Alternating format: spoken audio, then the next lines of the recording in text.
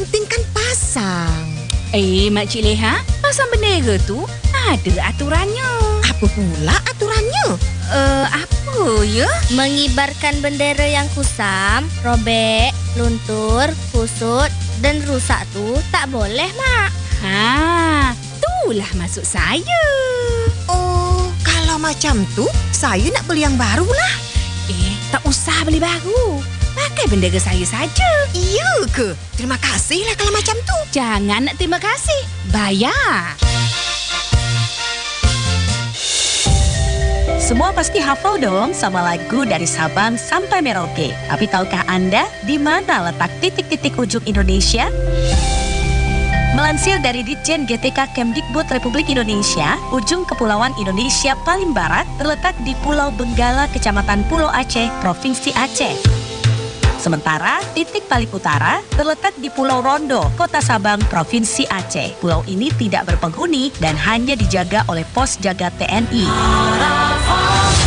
Titik paling timur Indonesia terletak di Muara Porasi, Kampung Kondo, Kecamatan Nauken Jerai, Kabupaten Merauke, Provinsi Papua. Muara ini merupakan perbatasan antara Indonesia dan Papua Nugini. Dan titik paling selatan Indonesia terletak di Pulau Pamana, di Kepulauan Sunda Kecil atau Nusa Tenggara. Wilayahnya termasuk ke dalam Kecamatan Rote Barat Daya, Provinsi Nusa Tenggara Timur, Indonesia.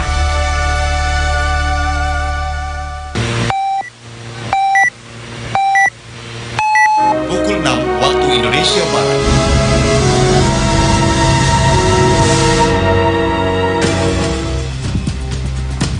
Warta Berita Daerah Kalimantan Tengah, RRI Palangkaraya.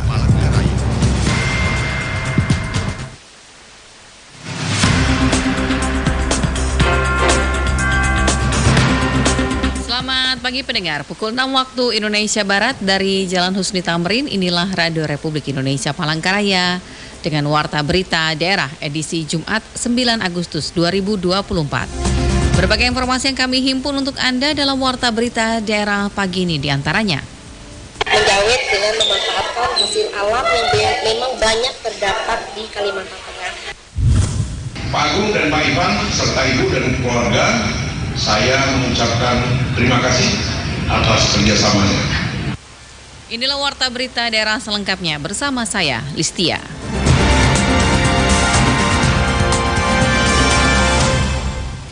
Warta Berita Daerah pagi ini pendengar, kerajinan anyaman rotan atau menjawet purun asal Kalimantan Tengah diundang saat peringatan Hari Kemerdekaan Republik Indonesia ke-79 di Ibu Kota Nusantara di Kalimantan Timur. Berikut laporan Aga Jaya Bijaksana. Menjawet dengan memanfaatkan hasil alam yang memang banyak terdapat di Kalimantan Tengah. Kerajinan anyaman rotan atau menjawet purun asal Kalimantan Tengah diundang saat peringatan Hari Kemerdekaan Republik Indonesia ke-79 di Ibu Kota Nusantara IKN di Kalimantan Timur. Menjawet atau menganyam merupakan tradisi masyarakat Dayak sejak dulu dengan memanfaatkan hasil alam berupa rotan, kemudian menjadikannya produk-produk yang bermanfaat serta bernilai ekonomi seperti tas, keranjang, dan produk UMKM lainnya. Niang yang merupakan pengrajin rotan yang diundang oleh negara untuk mengikuti pameran produk UMKM asli Kalimantan Tengah di IKN tersebut mengatakan banyak kegiatan yang akan dilaksanakan dari tanggal 14 hingga 19 Agustus 2024. Dirinya akan memamerkan hasil produk UMKM, jawet purun berupa tas, topi, keranjang, serta lainnya. Hasil anyaman rotannya pun mengikuti tren seiring dengan perkembangan zaman saat ini. Menjawet dengan memanfaatkan hasil alam yang memang banyak terdapat di Kalimantan Tengah. Seperti pohon purun banyak sekali kita temui di daerah Kalimantan Tengah ini. Jadi tinggal bagaimana kita memanfaatkan purun tersebut menjadi bahan dasar membuat beraneka macam produk kerajinan maupun produk-produk lainnya yang tentunya memiliki nilai jual. Dan diharapkan juga anak-anak atau generasi muda bisa mencintai produk lokal. Sementara itu, dukungan terhadap pengembangan serta pemasaran produk UMKM terus dilakukan oleh Dinas Koperasi Usaha Kecil Menengah Provinsi Kalimantan Tengah. Kepala Dinas Koperasi dan Usaha Kecil Menengah Kalimantan Tengah, Nurhani, menyebut pihaknya setiap tahun menggelar pelatihan vokasional kerajinan anyaman sebagai dukungan terhadap UMKM, terutama para pengrajin rotan. Antusias, jadi masyarakat sekarang tidak perlu lagi yang harus apa, ini pelatihan-pelatihan kita laksanakan. Jadi di dalam pelatihan ada 60 pelaku usaha yang belum ada izin sertifikat, yang tidak ada izin NIB, dilaksanakan pelatihan-pelatihan dan mereka langsung membuat di sana izinnya sendiri belajar melalui SSS. Nah, juga dengan pembelajaran produk pemasaran, bisa dilihat di IG saya tuh ada produk hampir tiap hari itu. Jadi ini pelatihan baru selesai. Peserta pelatihan vokasional dilatih teknik pemilihan bahan baku, proses pengolahan bahan baku, teknik menganyam, teknik pewarnaan, serta pemasaran. Aga Jaya Bijaksana melaporkan. Kabupaten Sukamara saat ini telah memasuki musim kemarau dan menghadapi tantangan serius terkait potensi bencana kebakaran hutan dan lahan. Sekretaris Daerah Kabupaten Sukamara, Randy Lasmana, telah mengambil langkah-langkah proaktif untuk mengantisipasi risiko ini. Randy menekankan pentingnya memperhatikan cadangan air bagi lahan pertanian. Dalam situasi perubahan musim, ketersediaan air akan menjadi faktor kritis. Karena itu pemerintah Kabupaten Sukamara menyiapkan beberapa lokasi cadangan air untuk menjaga kelancaran program pertanian. Langkah ini diharapkan dapat meminimalkan dampak karhutla pada hasil produksi pertanian.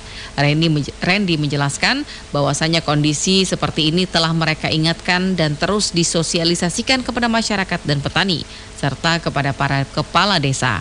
Randy berharap agar masyarakat dapat membaca dan memahami perubahan musim dengan baik. Kesadaran akan resiko dan langkah-langkah pencegahan dapat membantu menjaga potensi pertanian dan menghindari bencana. Pendengar, Kepolisian Daerah Kalimantan Tengah menggelar acara kenal pamit Wakil Kapolda baru. Nata Dwi Harso melaporkan. Rutan pihaknya sudah melakukan persiapan yakni patrol dan tryout yang dimanfaatkan secara maksimal. Pak Agung dan Pak Ivan serta Ibu dan keluarga, saya mengucapkan terima kasih atas kerjasamanya. Kepolisian Daerah Kalimantan Tengah menggelar acara kenal pamit Wakapolda Kalteng dari Brigjen Pol Muhammad Agung Budiono kepada Brigjen Pol Rahmat Setiadi di Ballroom Kahayan Swiss Bell Hotel. Kegiatan ini dipimpin langsung oleh Kapolda Kalteng Irjen Pol Joko Purwanto dan dihadiri oleh seluruh pejabat utama Polda dan para Kapolres jajarannya, serta juga dihadiri oleh Forkominda, perwakilan Dandim 102, perwakilan Pemprov dan DAD. Rotasi jabatan di tubuh Polri termasuk di Polda Kalteng dilakukan oleh Kapolri Jenderal Polisi Listio Sigit Prabowo sesuai dengan surat telegram Kapolri yang dikeluarkan pada tanggal 26 Juli 2024. Brigjen Pol Rahmat Setiadi sebelumnya menjabat sebagai Kepala Biro Kerjasama Penyuluhan Hukum Divisi Hukum Polri. Kini diberikan amanah sebagai Wakapolda Kalteng menggantikan Brigjen Pol Muhammad Agung Budiono. Pak Agung dan Pak Ivan serta Ibu dan keluarga, saya mengucapkan terima kasih atas kerjasamanya. Karena beliau ini berdua sudah memberikan warna kepada kita semuanya. Sekali lagi tepuk tangan buat Pak Agung dan Pak atas dedikasinya luar biasa. Sebenarnya kalau dibilang sesama dedikasi luar biasa, sebenarnya terbiasa. Karena kita biasa di luar, jadi dedikasinya masih luar biasa. Kenapa saya bilang dedikasinya beliau berdua luar biasa? Karena saya, pejabat utama atau yang lainnya atau masyarakat Kalimantan Tengah tidak akan pernah bisa menciptakan Kalimantan Tengah aman dan nyaman tanpa bekerja sama. Dalam sambutannya, Kapolda Kalteng mengucapkan terima kasih kepada Brigjen Pol Agung atas dedikasi dan loyalitasnya menjabat sebagai Wakapolda. Kapolda juga memberikan selamat dan semangat kepada Brigjen Rahmat Setiadi atas jabatan barunya sebagai Wakapolda Kalteng. Ia mengharapkan kesuksesan dalam tugasnya di tempatnya yang baru. Kapolda juga mengingatkan posisi kepolisian sebagai pelayan dan abdi masyarakat untuk menjaga keberdayaan dan tidak menyakiti masyarakat dalam menjalankan tugasnya. Sementara itu, dalam sambutannya, Wakapolda yang baru, Brigjen Pol Rahmat Setiadi mengungkapkan tekadnya untuk nantinya bisa memberikan yang terbaik bagi pelayanan masyarakat di Kalteng. Ia berharap sebagai warga baru di Kalteng bisa diterima di bumi Tambungunai sehingga bisa memberikan kontribusi di Kalteng serta memohon dukungan dan kebersamaan untuk menjalankan tugasnya dengan lebih baik. Ia berharap nantinya bisa meneruskan dan memaksimalkan pencapaian yang sudah dilakukan pejabat lama. Sebagai warga baru di Provinsi Kalimantan Tengah, itu dapat diterima di bumi Tambun Bunga ini, sehingga ke depan kami bisa memberikan kontribusi bagi masyarakat Kalimantan Tengah, tentunya dengan pelayanan kepolisian yang kami diberikan amanah untuk itu. Acara dirangkai dengan pemberian cenderamata kepada Wakapolda Kalteng yang lama, Brigjen Pol Muhammad Agung Budiono dari Kapolda Kalteng, Pemprov Kalteng, Kajati Kalteng, dan mewakili Danrem 102 Panjung serta Kabinda Kalteng. Demikian Atut Wiyarso melaporkan.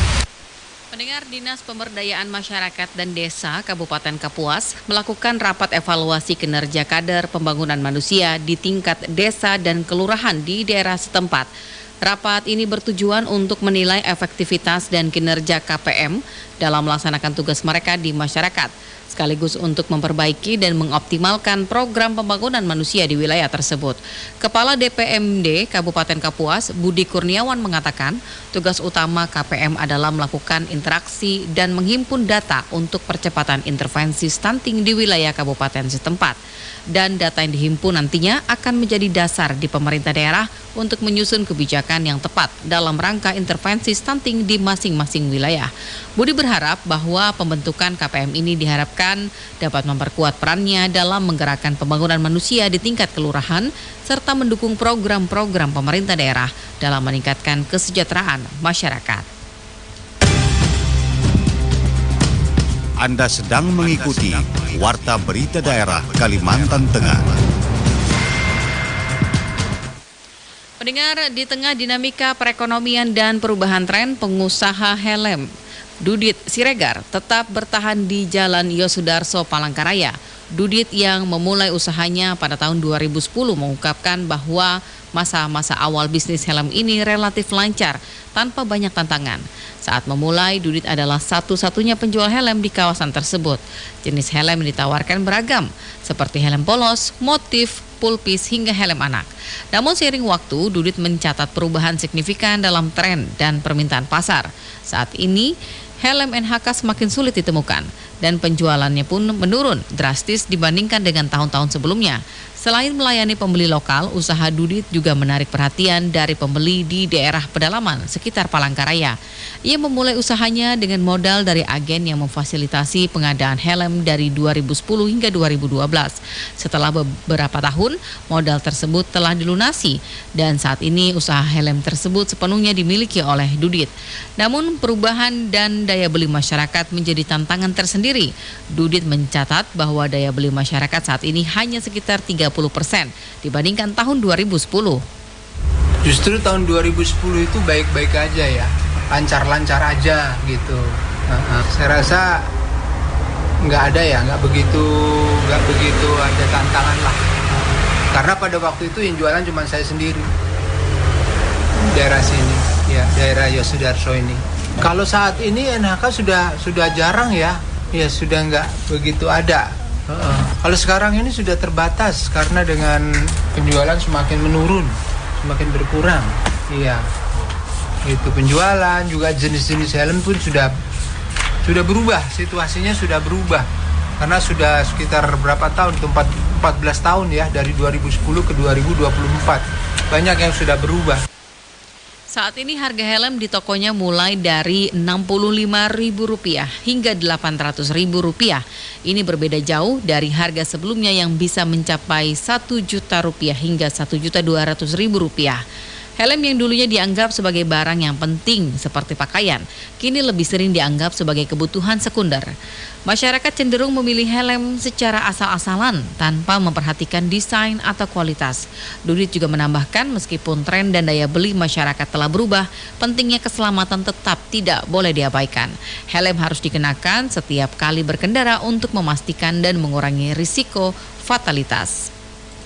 Pendengar, perlu kesadaran bersama baik keluarga maupun lingkungan tempat tinggal terkait dampak psikologis bagi anak yang telah mengalami kekerasan.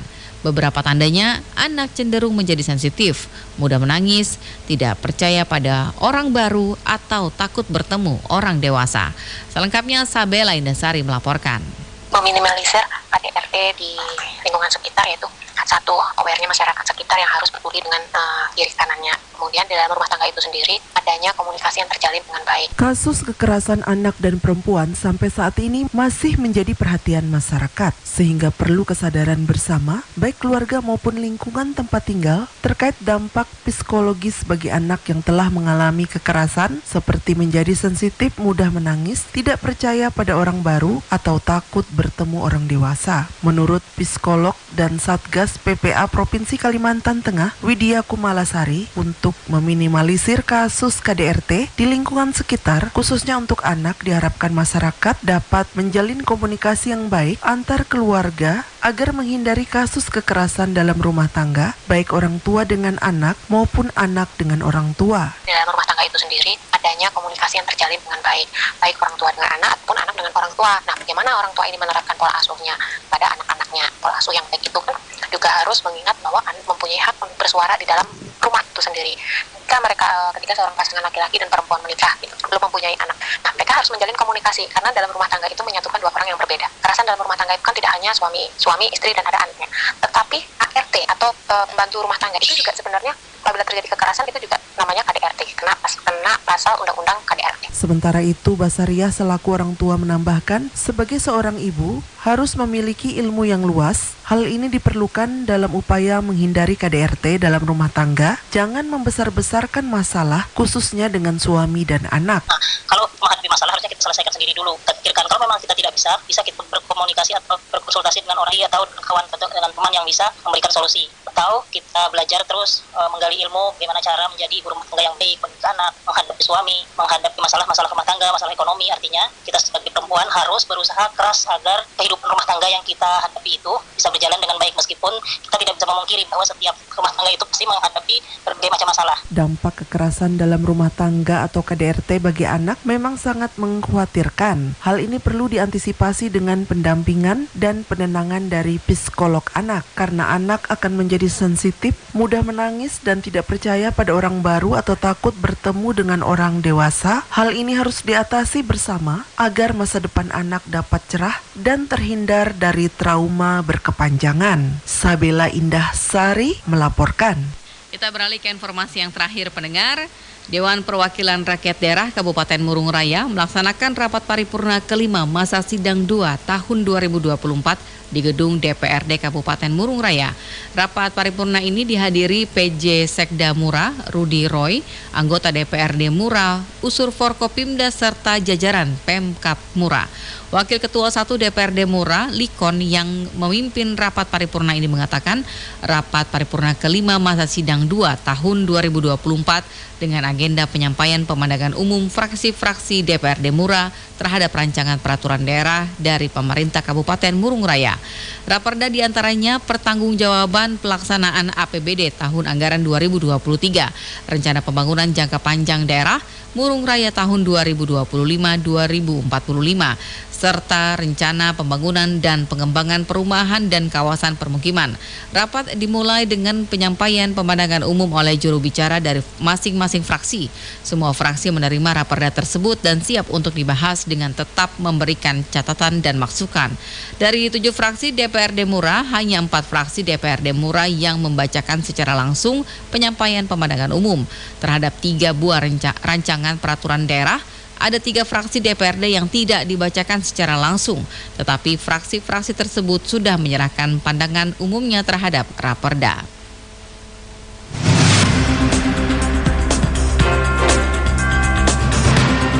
Pendengar, sebelum kami akhiri Warta Berita Daerah pagi ini, kami sampaikan kembali pokok-pokok berita diantaranya.